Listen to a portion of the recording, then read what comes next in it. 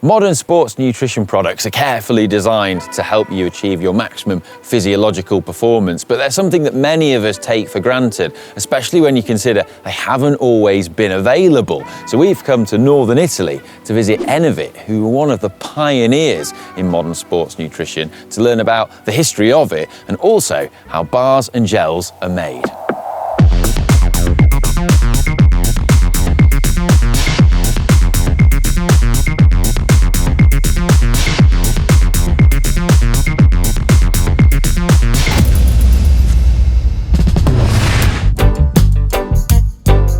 Before the advent of modern sports nutrition in the 1950s, 60s and 70s, cyclists and athletes did things that would be unthinkable now by modern standards. Things that were crazy, like drinking alcohol and eating steak before a race. And they didn't like consuming water either. There was the thinking that water just weighed you down and made you heavier, so they'd avoid drinking it even in races. And they had an idea that sugar gave you energy, but they didn't want to have it with anything else because that would weigh you down. So they'd consume just little sugar cubes. Athletes, coaches, and even cycling teams just didn't have a clue until Enervit came along. In the 1970s, the company formed the Enervit Equip team, which comprised of scientists, doctors, nutritionists, and coaches.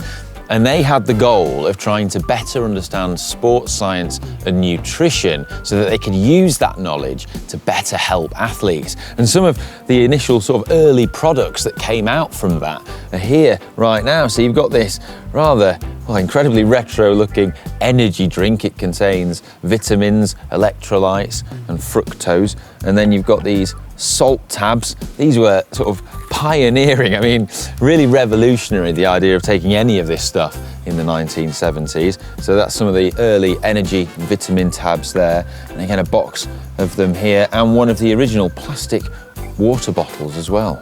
Turning up to a race with stuff like this just was unheard of, in the 1970s. No one had done it before. It really was sort of radical thinking. Funny thing as well, I just looked at the date stamp on the bottom of this can of energy drink, September 1989. So, I wouldn't recommend drinking it.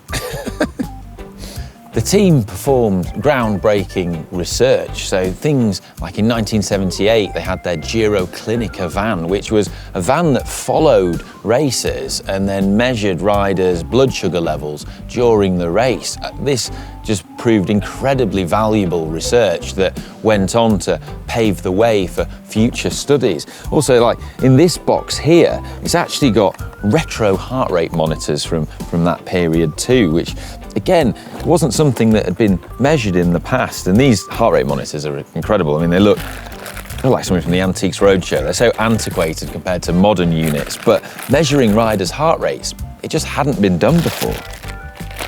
Look at this. And by applying this sports science knowledge, the team was instrumental in improving the performance of athletes, including the Francesca Moser hour record. And that's what this bag is here. It's from the hour record. You see it's got Francesca Moser's name on it. Pretty cool. You guys know how much I like an hour record. I did one once.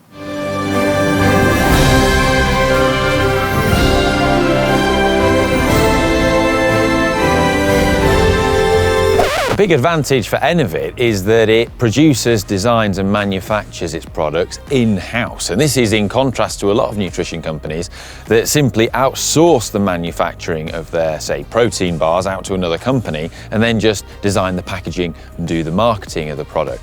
But by having it all in-house, it means they can completely control the production at every single point. They can refine the product more, perfect it more, and make changes if they need to at any point to ensure that it's perfect.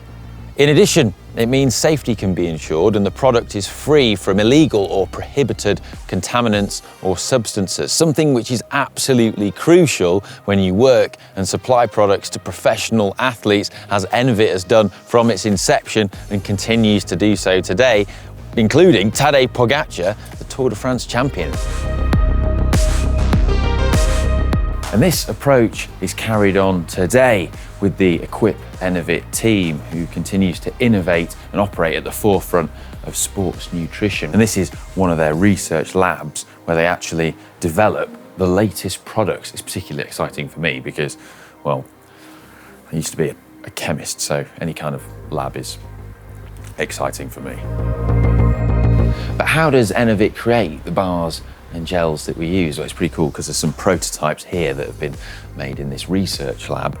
But Enervit works alongside its pro athletes, so it sponsors the UAE team and the Trek team, also works with enthusiasts and scientists and performs market research, and performs a lot of its own scientific research. And first and foremost, the products have to perform physiologically and deliver the performance and energy that you require, and then they have to taste good as well. But in terms of actually how they're made on a large scale, it's really, really interesting and really cool to see. And there's some amazing machines, and they're through here, so I'm going to show you.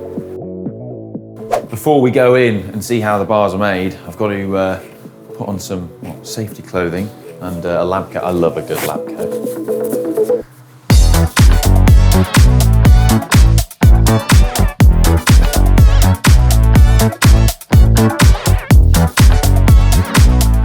Production starts with raw materials, and they're contained in this huge Indiana Jones style warehouse. It's massive. I'm sure there's an Ark of the Covenant tucked away in here somewhere. But alongside it are just bags and bags on pallets of just everything that you would need to make bars. So you've got loads of sugar, that's your British sugar over there. You've got bags of nuts, oats, and protein powders, and all sorts that you'd need to go in.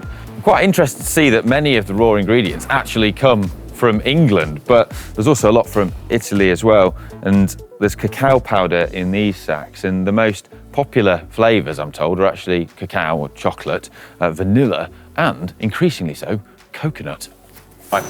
The first step in production is to make a hot liquid syrup, which is made by combining fructose syrup with sunflower oil. And that's an important detail because they don't use palm oil at any point in the production of any of the products, because palm oil is bad for the environment. So it's sunflower oil here. And the fructose syrup used changes depending on the flavor of the bar that you're going to make. So this one is actually caramel and coconut, which I'm told is very nice. And then from here, the fructose syrup is then taken up and then mixed with the dry ingredients over there. The raw dry ingredients for the bar are fed into this massive hopper where they're combined with the syrup as it mixes them together. All the dry ingredients that are going in here are gluten-free because, well, the entire range and the entire factory is totally gluten-free, which is good news for celiacs. The mixture is then rolled out into a giant carpet of bar that you can see here, where it passes through this huge section here, which is actually a massive long fridge encompassing it just to get it as cool as possible. It's then cut into the strips you can see here, and then this bit cuts it into the individual portions of bar. The protein bars are then coated in chocolate in this instance. I love chocolate, and it's so cool. You can see it just flowing out onto the bars there. And then the next step just blows off the excess chocolate with some air, and then they're passed on the conveyor belt through this huge fridge section again, which is to set the chocolate and cool it. The final step of the bar production is the packaging phase and quality control. So here, the bars are being fired along this conveyor belt at high speed. It's pretty exciting. And the sensors along here that are checking the quality of the bars. So this is actually a metal detector to check that there isn't any metal in there. But there's other things as well. So they weigh the bars to check that they're not underweight. And if anything is wrong with any of the bars, they're fired out and rejected. A bit like something from Charlie and the Chocolate Factory. But here there's the packaging happening too, which is rather exciting. The packaging is applied to the line of bars in just one continuous strip. And then this bit slices it and chops it and separates it into individual bars. You can see the bars rolling off the production line now in the boxes. And incredibly, this factory, through the clever use of automation that you've seen, is able to produce a staggering 70 million bars a year.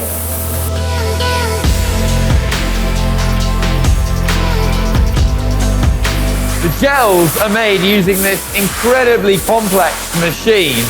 First, you've got the roll of the packaging down here, which is fed up through these spindles. And then impressively, the machine is able to fold the packaging in on itself to create the individual gel pouches. And then it's passed through here, whereupon the gel mix, which is stored up there, is then injected in measured amounts into each pouch, and then they're fed out through this conveyor belt.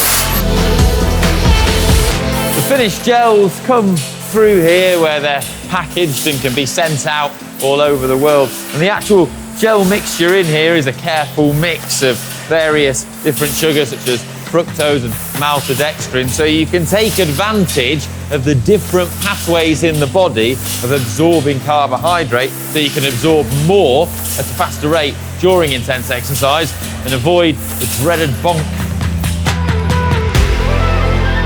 I hope you've enjoyed and found interesting this look at the history of sports nutrition and also how it's made in the modern age. And if you have, please give it a thumbs up, subscribe to the channel if you haven't already. And I'm keen to know what you think the future will be for sports nutrition. I'm excited to see what future developments are because so much has happened in quite a short space of time. So let us know down in the comments and I'll see you in the next one.